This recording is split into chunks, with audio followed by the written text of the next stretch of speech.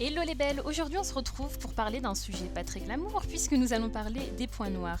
Rapidement, un point noir c'est quoi? C'est quand il y a un excès de sébum dans les pores, donc vos glandes sébacées produisent plus de sébum que ce qu'il faut, donc on a l'apparition de comédons ou points noirs et au contact de l'air ça va s'oxyder, ça va donc devenir noir. Aujourd'hui je vous propose donc une recette pour vous aider à diminuer et à atténuer les points noirs. Ce n'est pas une recette miracle, les points noirs ne vont pas disparaître en une seule fois, mais je vous promets que ça donne vraiment des bons résultats. Pour réaliser la recette, vous avez besoin d'ingrédients vraiment très simples, du curcuma, de la farine, de l'huile végétale d'amande douce et du lait.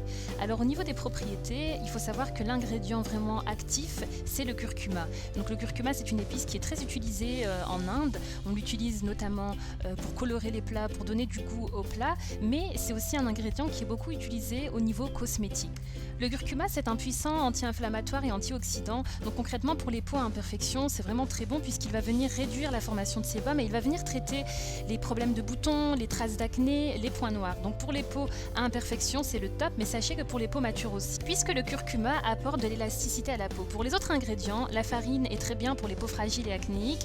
Donc la farine va venir assécher les boutons, absorber l'excès de sébum et apporter de la douceur. Le lait est un très bon hydratant, ainsi que l'huile végétale d'amande douce. Moi, je vous conseille de faire un bain de vapeur avant de faire ce soin ou même tout autre soin, puisque le fait donc de faire le bain de vapeur, ça va dilater vos pores. Donc vos pores seront dilatés et les produits qu'on va utiliser seront beaucoup plus actifs puisque vont mieux pénétrer. C'est tout simple, vous chauffez de l'eau, vous mettez ça dans une bassine et vous prenez votre courage à deux mains, vous restez 3, 4, 5 minutes en dessous, voilà, pour que les pores soient vraiment bien ouverts.